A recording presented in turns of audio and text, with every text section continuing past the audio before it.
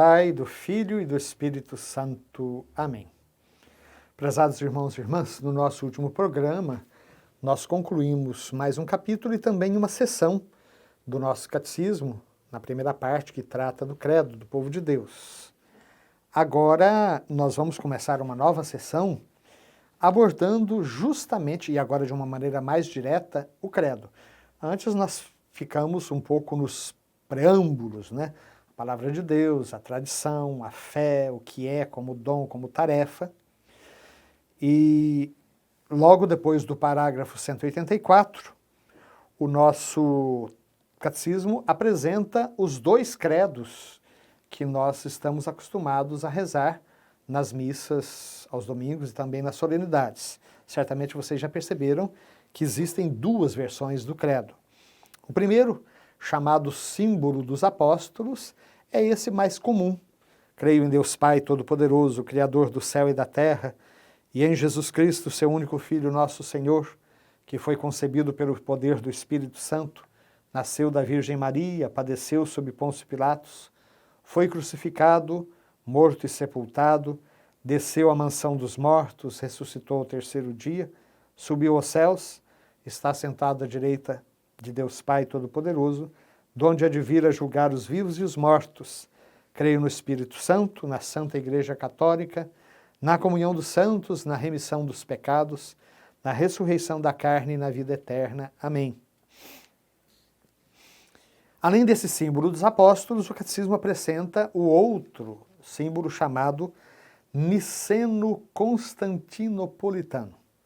Niceno vem de Niceia. Niceia, uma cidade da Ásia Menor, onde se realizou o primeiro concílio ecumênico.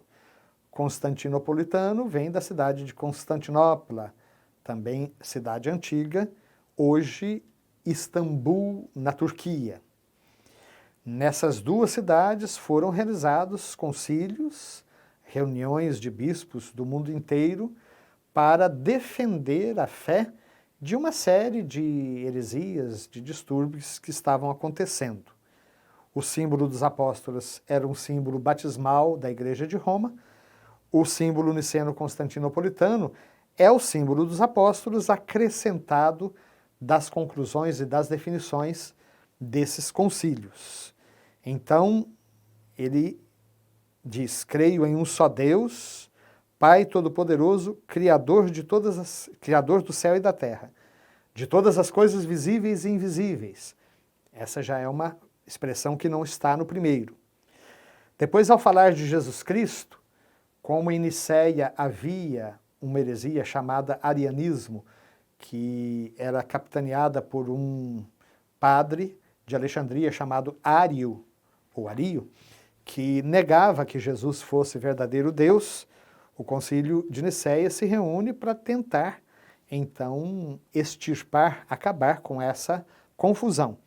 E aí, nesse concílio, vai ser acrescentada essa série de expressões. Creio em um só Senhor Jesus Cristo, Filho unigênito de Deus, nascido do Pai antes de todos os séculos, Deus de Deus, luz da luz, Deus verdadeiro de Deus verdadeiro, gerado, não criado, consubstancial ao Pai, por ele todas as coisas foram feitas, e por nós homens e para a nossa salvação, desceu dos céus e se encarnou pelo Espírito Santo no seio da Virgem Maria e se fez homem. Então vejam que ele é bem mais detalhado do que o símbolo dos apóstolos ao descrever a identidade e a missão de Jesus. Ele fala da mesma maneira que o outro sobre a sua paixão, também por nós foi crucificado sob Pôncio Pilatos, padeceu e foi sepultado, ressuscitou ao terceiro dia, conforme as Escrituras, e subiu aos céus, onde está sentado à direita do Pai, e de novo há de vir em sua glória para julgar os vivos e os mortos, e o seu reino não terá fim. Aqui também havia um grupo que dizia que, como São Paulo fala que no final dos tempos, o Filho, depois de ter submetido a si todas as coisas, ele se submeterá e submeterá tudo ao Pai, então o seu reino acabaria ali. E ele mesmo voltaria para o seio da Trindade e já não teria mais nem razão por existir. O concílio vai então, bateu o pé, depois de todas as reflexões, dizendo, não, o seu reino não terá fim. Sobre o Espírito Santo, o símbolo dos apóstolos apenas dizia, creio no Espírito Santo. Nós, ainda hoje, rezamos, né? Creio no Espírito Santo e já passamos, na Santa Igreja Católica. O símbolo maior diz, creio no Espírito Santo, Senhor que dá vida, e procede do Pai e do Filho, e com o Pai e o Filho é adorado e glorificado, ele que falou pelos profetas. Porque isso, de novo, porque uma vez resolvida a questão da divindade do Filho, havia grupos que negavam a divindade do Espírito. Então o Espírito Santo seria criatura, não seria Deus com o Pai e o Filho. Era uma espécie de binitarismo e não de trinitarismo, né? Então, mais uma vez, a igreja reunida teve que, então, se pronunciar de maneira oficial sobre a própria divindade do Espírito Santo. No símbolo dos apóstolos, quando fala da igreja, creio na igreja, na Santa Igreja Católica, na comunhão dos santos. O símbolo niceno-constantinopolitano acrescenta, creio na igreja una, santa, católica e apostólica. Já, então, apresentando aquilo que viria a ser chamado depois as notas da verdadeira igreja. A verdadeira igreja de Cristo, ela é una, santa, católica e apostólica. E aí, o símbolo niceno-constantinopolitano ainda acrescenta algo sobre o batismo.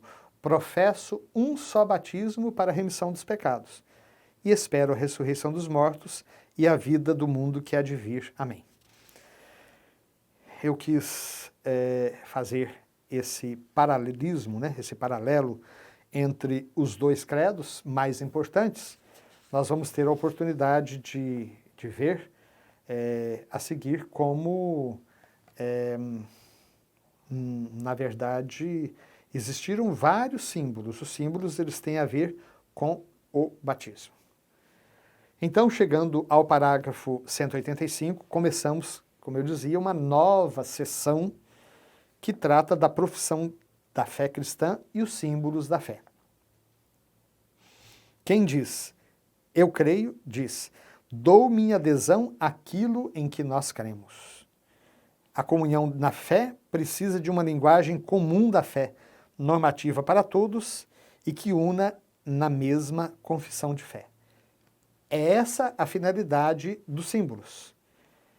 O credo, os credos, né, tanto o credo niceno quanto o credo niceno-constantinopolitano, ou melhor, tanto o símbolo dos apóstolos quanto o credo niceno-constantinopolitano, são sínteses da fé.